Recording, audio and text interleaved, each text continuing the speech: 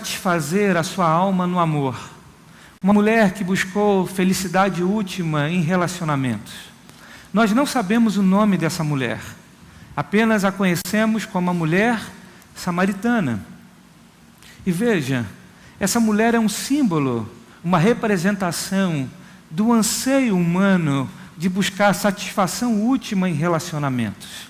Veja, nós somos ensinados desde criança, através de canções, através de filmes, de desenhos, de que nós precisamos de uma alma gêmea, nós precisamos encontrar um par, que nós precisamos de um amor romântico, que nós precisamos de um relacionamento para que a vida possa fazer sentido, para que haja alguém para compartilhar de vida, e esse alguém então vai nos dar felicidade última.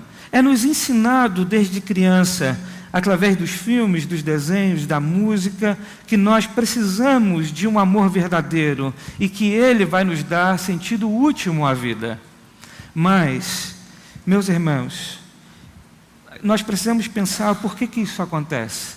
Por que há uma necessidade no coração do homem em desejar ser feliz no relacionamento, em desejar ser feliz no outro. Essa mulher, a mulher samaritana, buscava felicidade assim. O texto diz que ela já teve 5 maridos. E o que ela está agora, o que ela estava naquele momento em que Jesus encontrou com ela, não era o seu marido. A mulher samaritana buscou fazer dos relacionamentos a sua felicidade. E quando a gente para e observa alguém como a mulher samaritana, que já teve 5 relacionamentos, está no 6º e que não é o seu marido, a gente percebe que foram relacionamentos quebrados, relacionamentos frustrados, relacionamentos decepcionados, onde um não deu certo, buscou-se outro, o outro não deu certo, buscou-se outro, o outro não deu certo, buscou-se outro. E assim a vida vai passando, a alma não é satisfeita, e a vida é desperdiçada na busca da felicidade última, na busca de preencher o vazio do coração. Essa mulher buscava a felicidade em relacionamentos. E por que isso acontece, meus irmãos? Porque buscamos no outro, buscamos no amor de outra pessoa, a afirmação e a aceitação profunda que só Deus pode nos dar, só Deus pode fazer. E aí somos arrastados, seduzidos pelo amor, pelo romance, e muitas vezes fazemos dos relacionamentos o nosso próprio Deus. E quando isso acontece, o resultado será decepção, frustração e tristeza. Porque por mais que encontremos pessoas maravilhosas, nenhum ser humano é capaz de satisfazer a nossa alma por completo. Nenhum ser humano é capaz de nos dar felicidade última. Se nós depositarmos no outro essa expectativa, nós fracassaremos. Porque só Deus pode preencher, de fato, o vazio do nosso coração de forma plena. Só Deus pode nos dar satisfação última. Só Deus pode nos dar felicidade última. Só Deus. E aí, meus irmãos, o grande dilema que nós enfrentamos é: será que temos que buscar a Deus para ser feliz de verdade? Ou precisamos fazer algo para ser feliz? Ou precisamos buscar pessoas para ser feliz? E muitos buscam relacionamentos, mas outros buscam outras coisas, como se as outras coisas tivessem o papel, se tivesse a condição de nos preencher por completo. E quando a gente olha não só para esse texto, mas para toda a Escritura, nós vamos perceber que o homem já buscou felicidade última em muitas coisas, mas só aquele que encontrou a fonte de água viva, de fato, desfruta de vida plena. Portanto, esse diálogo que Jesus tem com esta mulher é um diálogo importante para nós refletirmos. Ele faz parte de um diálogo maior, de uma conversa maior, onde Jesus oferece para esta mulher satisfação para a sua alma. Jesus promete a ela água viva. E aí, meus irmãos, nós precisamos entender o que Jesus está oferecendo a essa mulher. Segundo J.E. Carson, um dos grandes exegetas do Novo Testamento, ele vai dizer que esta palavra, essa expressão água viva, tem pelo menos 2 significados. O primeiro pode denotar água fresca e corrente da fonte, e do outro é uma expressão que pertence a uma considerável rede de usos metafóricos. Então, como nós poderíamos interpretar o que Jesus está oferecendo a essa mulher? Olhando para o Antigo Testamento, olhando para essa relação do Antigo Testamento entre Deus e judeus, entre os samaritanos, e compreender o que Jesus está oferecendo a essa mulher é importante. E quando a gente olha para o Antigo Testamento, a gente percebe que o povo de Deus havia abandonado a Deus. Jeremias capítulo 2, verso 13 diz assim: o meu povo cometeu 2 crimes. Eles me abandonaram, a mim, a fonte de água viva, e cavaram as suas próprias cisternas, cisternas rachadas que não retêm água. Nas palavras de Jeremias, é como se o povo chegasse à conclusão de que ele poderia viver sem Deus. Então nós não precisamos mais da água viva para satisfazer a nossa sede, mas nós podemos aqui cavar cisternas e reter a água, então, para que nós possamos então satisfazer a nossa sede quando precisarmos. É como se o povo pudesse viver sem Deus. É como se nós pudéssemos construir uma vida, uma história, uma felicidade sem Deus. O povo tentou desta forma. E me lembra muito a passagem de Gênesis, por exemplo, após o dilúvio, quando o povo construiu uma torre, a Torre de Babel, de uma maneira clara para mostrar para Deus: nós vamos viver sem depender do Senhor. Se o dilúvio veio e destruiu a humanidade, agora a gente tem uma torre para nos proteger. Nós não precisamos de Deus, nós não precisamos da divindade, nós podemos desfrutar de vida por nós mesmos. É exatamente isso que o povo de Deus faz. O povo de Deus abandona Deus, achando que poderia satisfazer-se por si mesmo, construindo cisternas para ter água, para satisfazer a sua própria sede. Mas, quando nós continuamos a leitura do Antigo Testamento, a gente percebe que havia uma esperança de Deus restaurar as fontes de águas vivas. Por quê? Porque já estava sendo percebido pelos profetas que, embora o povo tentasse satisfazer a sua sede por si mesmo, o povo sempre se fracassava, porque não há felicidade longe de Deus. Então os profetas profetizavam uma esperança: Deus vai restaurar as fontes de águas vivas. Isso fica claro em Zacarias capítulo 14, verso 8, Ezequiel 47, verso 9, Isaías capítulo 1, verso 16 a 18, Ezequiel capítulo 36, verso 25 a 27. O texto sempre refere que Deus vai trazer novamente fonte de água viva. Deus vai novamente refrescar a alma do seu povo. Deus novamente vai saciar a sede do seu povo. E é interessante, na linguagem de João, isso está muito evidente. João mostra que Cristo é aquele que pode satisfazer as necessidades humanas.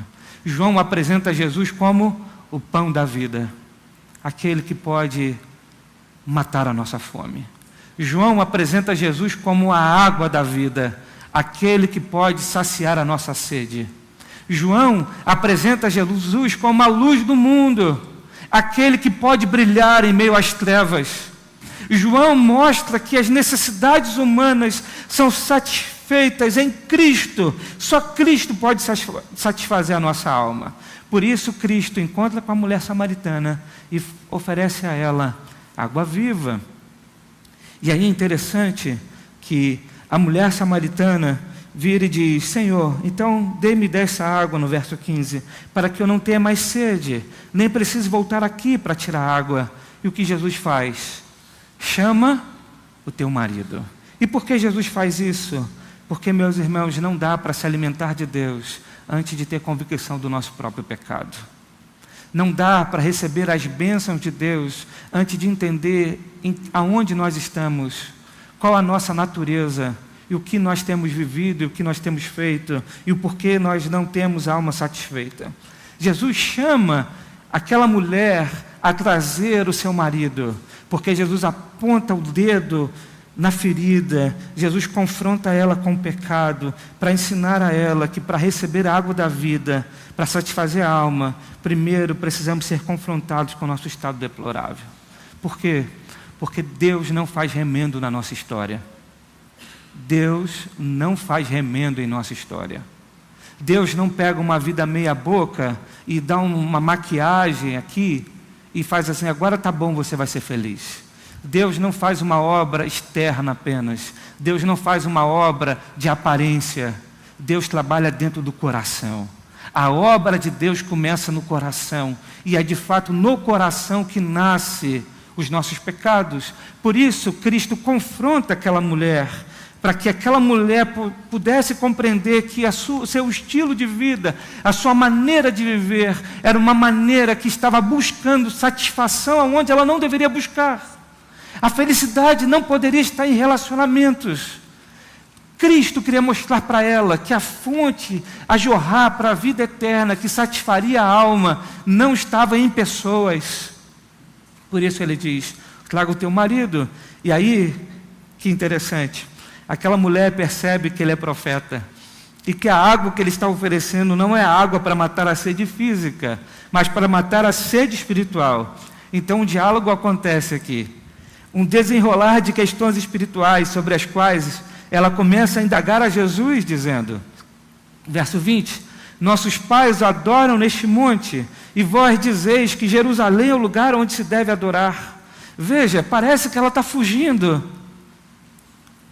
da conversa, não parece? No primeiro momento, lendo, Jesus, traga o teu marido, ela diz, veja que tu és profeta. Nossos pais adoram neste monte, mas os judeus dizem que é em Jerusalém que se deve adorar. Parece que ela está fugindo. Parece que ela está fugindo da confrontação de Jesus. Mas nós vamos ver que, na verdade, ela está fazendo perguntas teológicas a Cristo. E nós vamos tirar algumas verdades espirituais desse diálogo que são importantes para nós. A primeira verdade, a alma insatisfeita gera culpa e não culto. A alma insatisfeita gera culpa e não culto. Deus é procurado para alívio da alma e não para satisfação e culto. O que essa mulher está dizendo para Cristo é, eu sei que sou pecadora, mas aonde eu devo pagar o preço do meu pecado?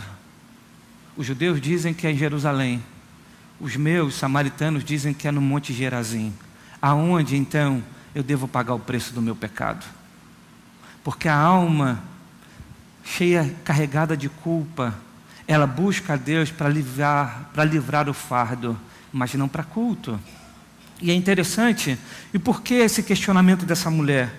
Se a gente entender o porquê os samaritanos adoravam no Monte Gerazim, a gente vai compreender o que ela está dizendo aqui. Os samaritanos, meus irmãos, apenas acreditavam que os 5 primeiros livros da Bíblia eram inspirados. Gênesis, Êxodo, Levítico, Número e Deuteronômio. Eles não acreditavam que os escritos proféticos, os escritos após Deuteronômio, eram escritos inspirados. E eles se baseavam no texto de Deuteronômio, capítulo 34, verso 10, que diz, e nunca mais surgiu em Israel um profeta como Moisés, a quem o Senhor conhecesse face a face. Para eles isso era um indicativo que Moisés era o último profeta e Deus agora só traria o Messias. Por isso havia uma expectativa também de um profeta como Moisés. Mas eles não acreditavam nos textos inspirados depois de Deuteronômio. Isso vai fazer a gente entender o porquê eles adoravam em Gerazim. Porque quando eles olham para o Pentateuco, eles observam que o Monte Gerazim em Siquém foi o primeiro lugar que Abraão prestou culto a Deus. Isso está lá em Gênesis capítulo 12, versos 6 e 7. Abraão presta culto a Deus. Então, na cabeça deles, ali era o local onde o povo deveria adorar a Deus e não Jerusalém. Porque Jerusalém é construída, o templo de Jerusalém é construído por Salomão e depois reconstruído por Zorobabel. Então, na cabeça daquele povo, Essa construção acontece justamente num tempo em que Deus não mais inspirava profetas. Então eles não acreditavam que aquele templo de fato era um templo de Deus. Eles então voltavam lá para o Pentateuco para compreender que o lugar certo de adorar a Deus era no Monte Gerizim. E é interessante que o templo dos samaritanos foi destruído por João Hircano. João Hircano, que era filho de Simão Macabeu e neto do sacerdote Matias, por volta do ano 128 a.C., ele destruiu o templo dos samaritanos no Monte Gerizim. Mas mesmo assim, eles ainda iam àquele monte adorar a Deus.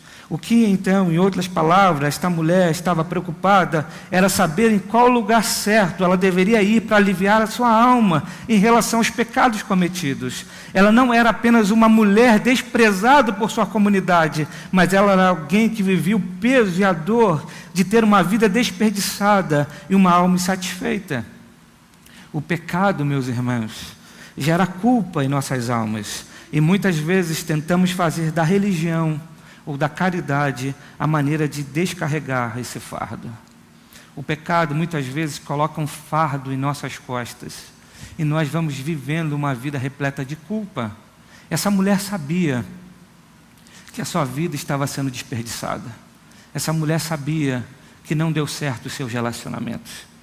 E muito provavelmente era uma mulher sofrida, repleta de culpa, porque ela sabia de seus pecados.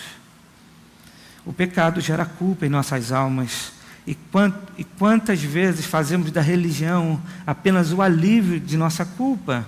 Quanto mais pecado, mais culpa, mais atos para se libertar da culpa e mais peso é gerado na alma, tornando a vida religiosa um fardo pesado, digno da escravidão.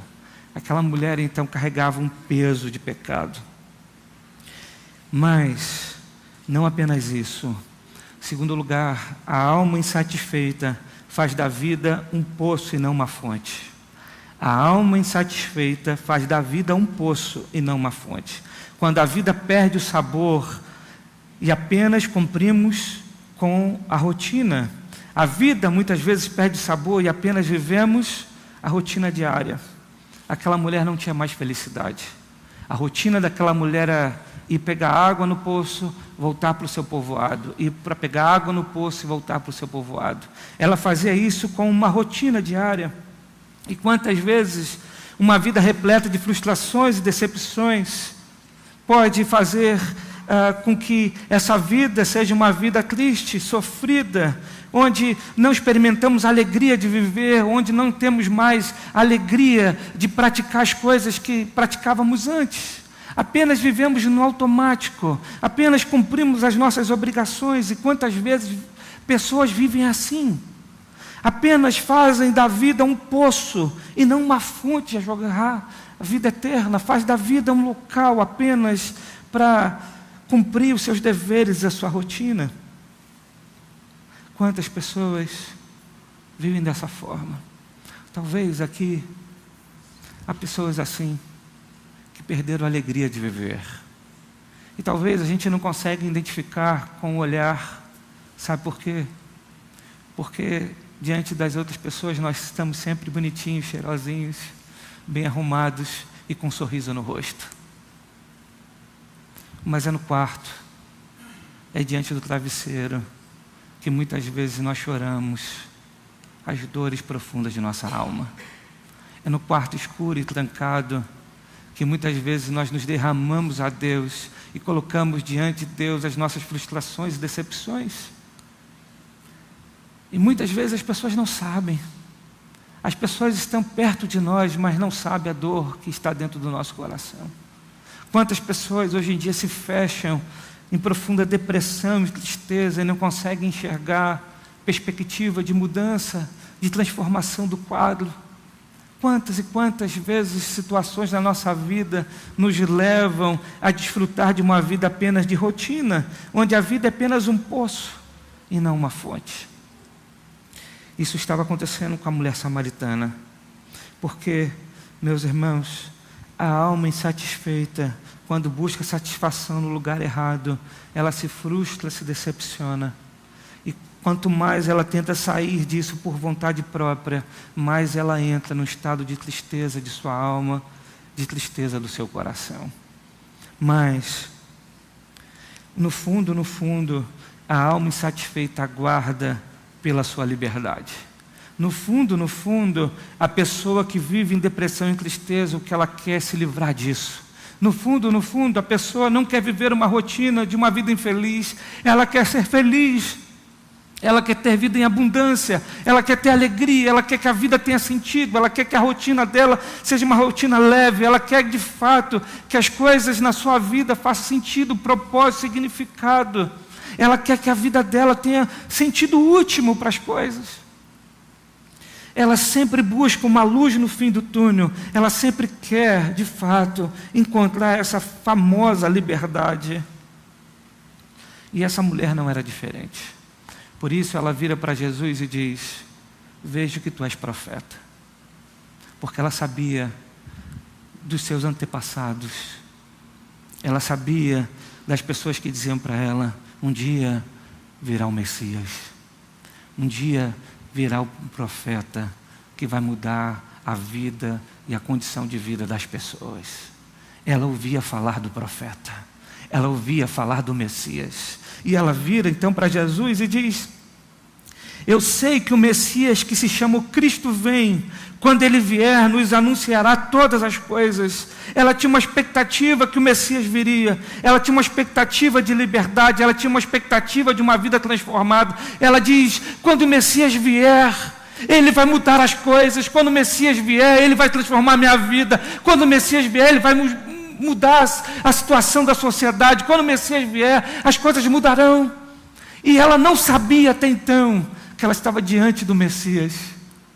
E Cristo então vira para ela e diz: eu sou o Messias, eu posso mudar a sua vida. E quantos vivem na busca dessa liberdade, e buscam aqui e ali, e eles estão diante daquele que pode trazer a liberdade, e muitas vezes não reconhecem. Quantas vezes você já ouviu a palavra do Evangelho? Quantas vezes o Evangelho foi pregado e anunciado ao seu coração, prometendo que Jesus ia transformar a tua vida, e você não acreditou? Ou você acreditou em parte, ou você acreditou um pouco, mas você não teve a segurança necessária para entregar o seu coração. Você não teve a segurança necessária para se entregar de corpo e alma. Porque no fundo, nós até queremos a luz no fim do túnel, mas nós não queremos abrir mão da segurança. Temos medo, temos receio, e muitas vezes não nos entregamos por conta disso. Aquela mulher percebe na fala de Jesus traços de um discurso messiânico. Entretanto, ela ainda não sabia que estava diante do próprio Messias. E dessa forma demonstrava a sua esperança de que um dia ele viria e esclareceria todas as coisas. Meus irmãos, embora aquela mulher fosse uma mulher que havia desperdiçado a sua vida com amores, ela ainda aguardava o Messias, mantendo a esperança que um dia sua condição de vida ia melhorar. E talvez você ainda aguarde essa expectativa e essa esperança. O que eu posso dizer para você é que o Messias já veio. E Ele ainda pode e tem poder de transformar a tua vida. O Messias já veio. O Cristo em que nós proclamamos e pregamos é o Cristo que pode saciar a tua sede. O Cristo que nós proclamamos e pregamos é aquele que pode alimentar a sua alma. O Cristo que nós pregamos e proclamamos é o Cristo que pode satisfazer por inteiro o teu coração. Aquela mulher, então, aguardava pelo Messias. E aí, meus irmãos, olha que interessante, que extraordinário. O retrato da mulher samaritana é de alguém que buscou satisfação para a alma em um poço e não uma fonte. Alguém sofrido e pisoteado pela dor à beira do poço. Mas sabe o que é extraordinário nessa passagem?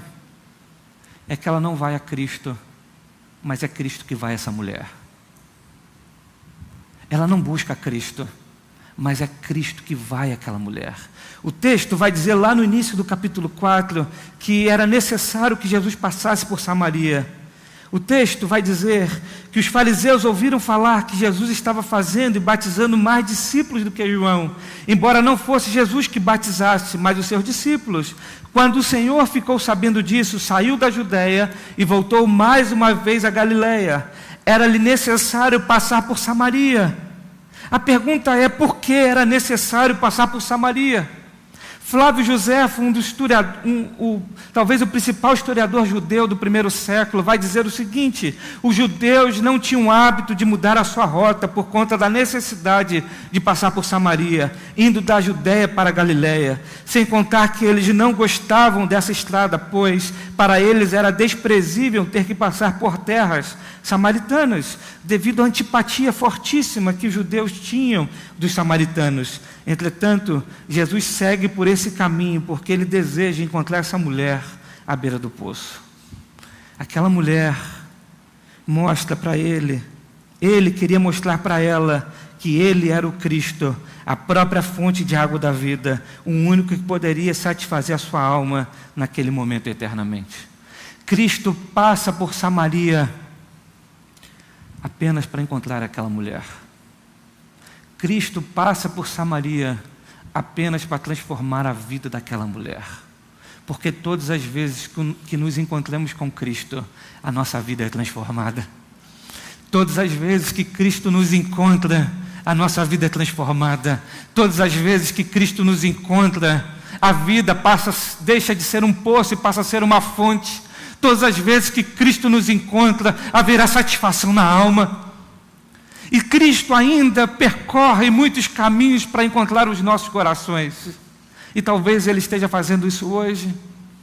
Ou você acha que você entrou aqui por acaso? Ou você acha que você decidiu vir no domingo, último domingo do ano, numa igreja por acaso? É porque Cristo, a sua palavra, quer mostrar para você que não adianta você correr, porque o lugar de felicidade plena está em Jesus. E talvez você entrou aqui para que a palavra de Deus pudesse dizer isso para você. A luz do fim do túnel pode estar muito mais perto do que você imagina. Jesus, Ele pode mudar você. Jesus é o único, meus irmãos, que pode satisfazer a alma. Ele é a água da vida. Aquele que beber dele nunca mais terá sede. É isso que Ele promete àquela mulher. Aquela mulher teve um encontro com Jesus e isso foi suficiente para mudar a sua vida. Ela não precisou de mais nada. É tão extraordinário isso. Aquela mulher segue na sua rotina de pegar água no poço, de voltar para o seu povoado. Ela vem com o seu cântaro, pega água no poço, volta para o seu povoado. Nesse dia algo diferente acontece. Ela se encontra com um judeu que pede a ela água. E esse judeu era um profeta, e não apenas o profeta, era o Messias, era o Cristo. E esse encontro transformou a vida dela, ao ponto dela voltar para o seu povoado sem um cântaro. E por que acontece isso? Porque a sua vida mudou. E ela volta anunciando: eu encontrei o Messias. Ela volta proclamando, dizendo: eu encontrei aqueles que os profetas diziam, eu encontrei o Messias. Ah, meus irmãos, o que Jesus oferece para ela e oferece para todos nós é uma água a jorrar para a vida eterna. Jesus vai dizer no verso 13: quem beber desta água terá sede outra vez, mas quem beber da água que eu lhe der, nunca mais terá sede. Ao contrário, a água que eu lhe der se tornará nele uma fonte de água a jorrar para a vida eterna. Uma pergunta a gente precisa fazer: mas pastor, eu já sou crente. Pastor, eu já encontrei com Cristo. E por que muitas vezes ainda a tristeza me domina?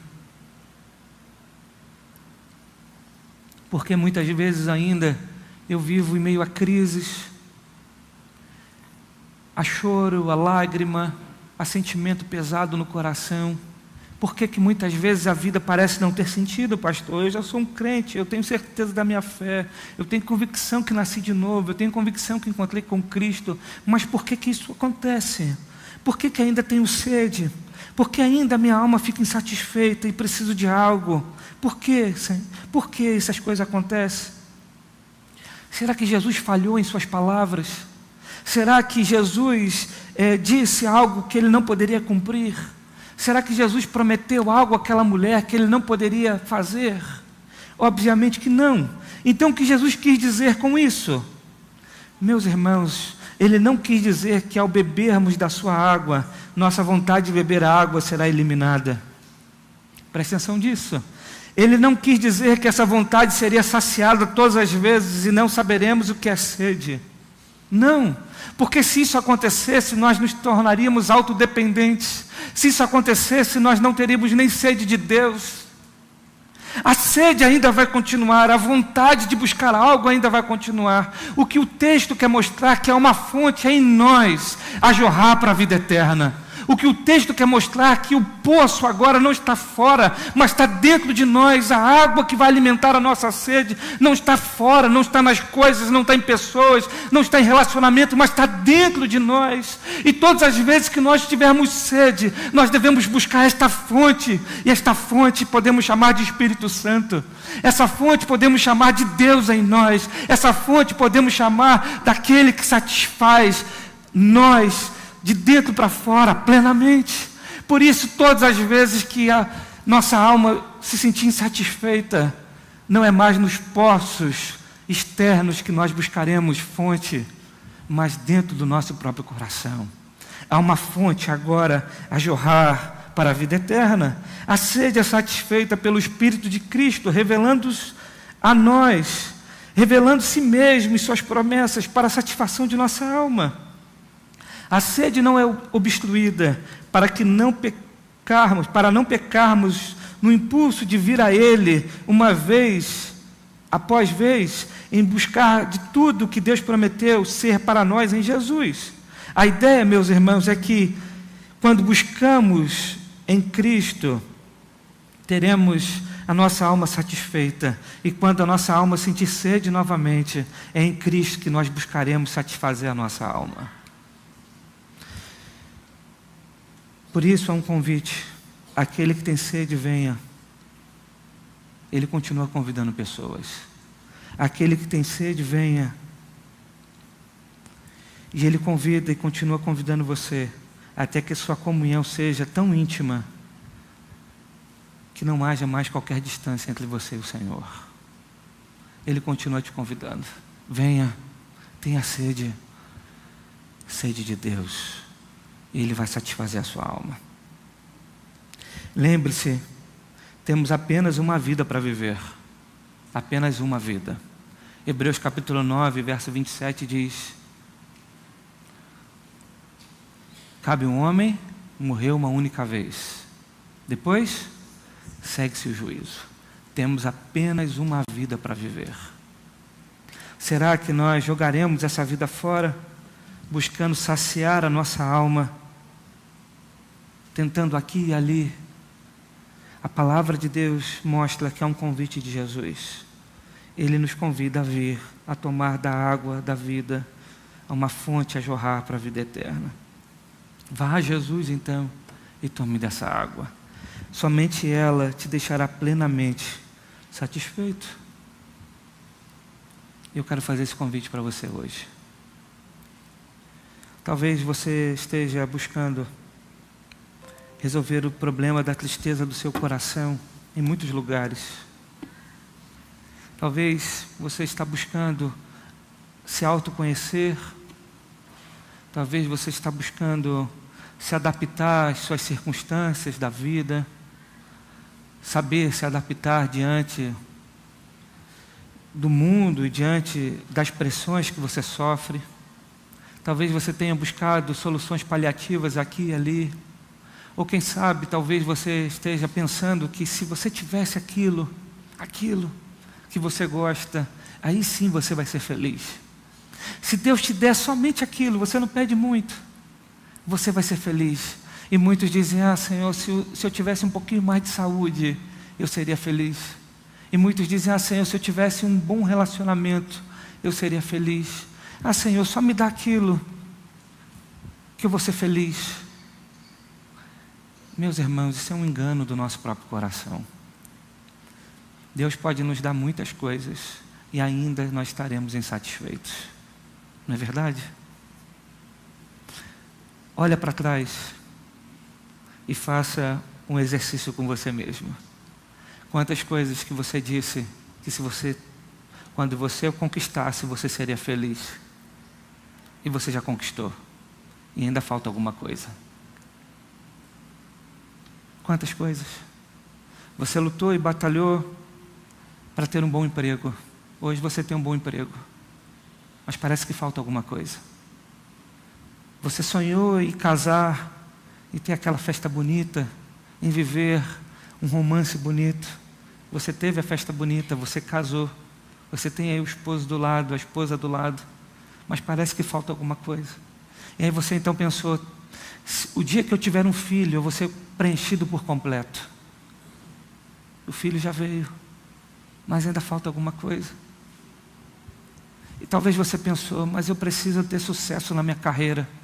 E aí você estudou, você buscou reconhecimento, títulos, e foi galgando e crescendo na carreira. E hoje talvez você está num patamar que quando você olha para trás, você percebe que muitas coisas aconteceram na tua vida, mas parece que ainda falta alguma coisa. Porque nós somos insaciáveis. Por isso, não satisfaça ou pense que vai satisfazer a sua vida naquilo que você pode alcançar com as suas mãos. Mas Jesus, nessa noite, te convida a ir a Ele, que há uma fonte a jorrar para a vida eterna. Ele pode saciar a tua sede. Ele pode fazer isso. E eu te convido, então, a você buscar a Jesus. Esse é o nosso papel. A igreja, a religião, ela não tem a capacidade de satisfazer a sede de ninguém. Isso é um engano. O homem é tão insaciável que há estratégias na religião hoje para tentar prender as pessoas, para que as pessoas venham ao culto achando que a satisfação está na religião. E a gente diz às pessoas assim: venha 7 vezes aqui na igreja que você vai receber sua bênção. E a pessoa vem na primeira, vem na segunda, vem na terceira, vem na quarta. E aí, se chegar na 7ª você não receber sua bênção, eu digo assim para você: olha, o problema está na tua fé.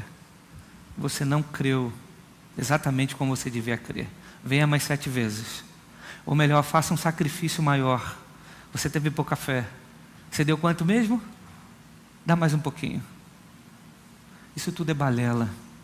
É para enganar as pessoas. Porque religião nenhuma tem poder de satisfazer a alma e o vazio dos nossos corações. Não vai ser a quantidade de culto que vai satisfazer o seu coração. Não vai ser a quantidade de serviço que você vai prestar a Deus. Essas coisas precisam ser reflexo de um coração profundamente grato, porque é um coração profundamente satisfeito no Senhor. Mas uma coisa eu posso dizer para você, que se você buscar a Jesus de verdade, que se você canalizar em Cristo toda a sede do seu coração, Ele vai satisfazer a sua alma. Ele vai satisfazer você. E a sua vida terá sentido. E você vai começar a compreender o propósito da tua existência. E você vai começar a compreender o porquê Deus te colocou em tal lugar. Porque Deus te deu tal família. Porque Deus fez isso em você. Você vai começar a entender. E aí a tua vida começa a ser uma aventura. Uma aventura para glorificar Deus nas pequenas coisas. Não apenas no culto público, mas buscando ser um bom pai. Porque Deus se agrada disso. Buscando ser um bom marido. Porque eu sou feliz nisso. Buscando repartir aquilo que Deus nos dá, porque isso demonstra que amamos a Deus, amando uns aos outros.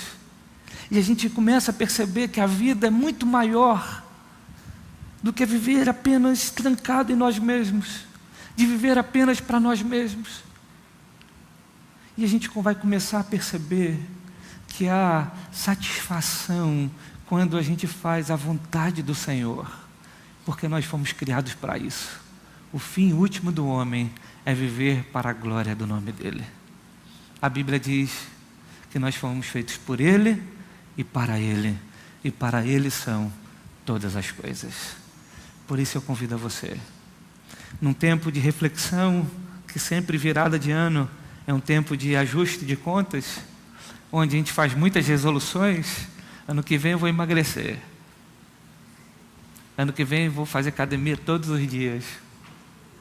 Aí vai uma semana. Na segunda semana vai 4 dias. Na terceira vai 3. Depois desiste desse negócio. Aí faz a resolução. Ano que vem não vou comer mais carne vermelha. Não vou mais comer gordura. Mentira. Eu vou comer. Ou então a gente faz a resolução assim: ano que vem eu vou ler a Bíblia todos os dias. Aí consegue a primeira semana. Aí o texto está empolgante, Gênesis. Vai. Eu vou continuar lendo a Bíblia. Aí quando chega lá nos números, acabou.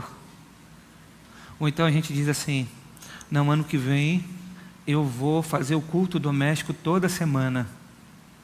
Não, ano que vem eu vou me dedicar mais aos meus filhos e à minha esposa. Ano que vem eu vou. Quem disse que você vai? Primeiro, antes de ir em algum lugar, você precisa ir em Cristo. Por isso faça uma resolução: Senhor, ano que vem eu vou buscar o Senhor. Eu vou encher o vazio do meu coração em Ti. Eu vou buscar o Senhor com toda a sede do meu coração. E a partir disso, faça da minha vida o que o Senhor desejar. E aí, você vai começar a ganhar constância. E aí, a rotina, que muitas vezes é pesarosa, você vai começar a compreender que pode ter alegria nestas coisas. Porque a alegria do trabalho, por exemplo, não está no trabalho em si. Porque se não fazemos do trabalho apenas aquela ideia do mito da filosofia, né? Eu pego a pedra, boto no alto da montanha, a pedra rola, e aí no dia seguinte eu pego a pedra de novo e subo até o alto da montanha, e ela desce de novo, e a vida é essa rotina. Apenas trabalhar por trabalhar. Não.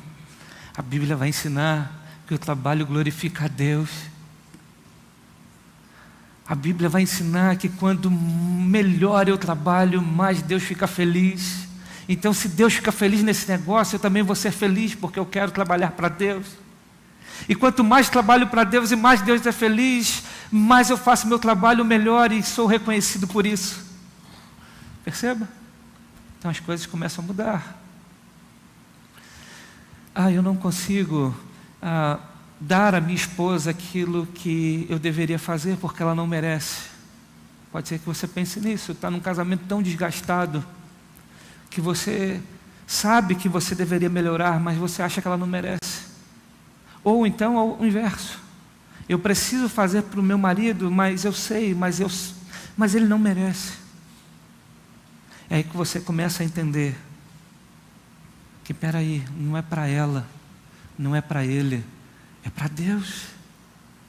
E quando fazemos para Deus, Deus fica feliz. E quando fazemos para Deus, Ele fica feliz. Nós começamos a ter felicidade e prazer por fazer por Deus. E quando isso começa a acontecer, a vida começa a ser transformada. Porque a esposa e o marido vão olhar e vão dizer: você está diferente. Tem algo acontecendo em você que eu não sei o que é. Perceba? Então, quando começamos a buscar a Cristo antes de qualquer coisa, Cristo começa a mudar todas as áreas da nossa vida. E a vida começa a ter sentido. E a vida começa a ter razão. a vida começa a ganhar cor. Por isso eu convido a você, venha a Cristo. Ele tem uma fonte a jorrar para a vida eterna. Que Deus nos abençoe.